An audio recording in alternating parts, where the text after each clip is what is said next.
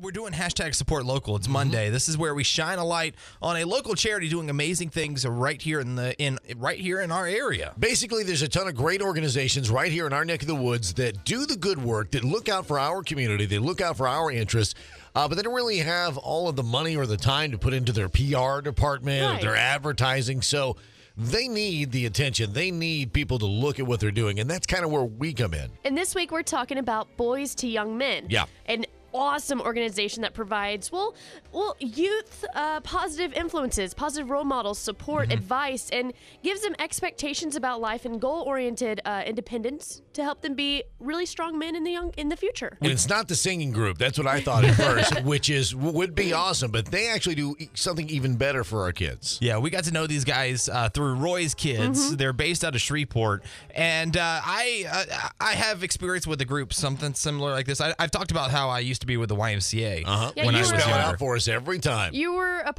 you were a director or something, Yeah, right? I was a youth director at the YMCA, and we had this program called Y Life, which is very similar to this, where you take kids from neighborhoods and stuff where they have a single mom, or they have their parents are always out working, or for whatever reason they don't have a strong role model in their life of the male variety. Those are the kids right there. The kids are always seeking role models, so they are going to find a role model, whether it is that amazing teacher, that mentor, or that teenager that lives down the street that's getting into trouble, or the music artist, or the someone that's going to lead them down the wrong path. Amazing groups like this, Boys to Young Men, are making sure that those youth have those really good, strong mentors and role models to look up to make them a better person in the long run. You know, a lot of their programs, that is, they focus on kids, and especially, young males between the ages of 8 to 12 years old. I got to tell you personally, I have one of these young males.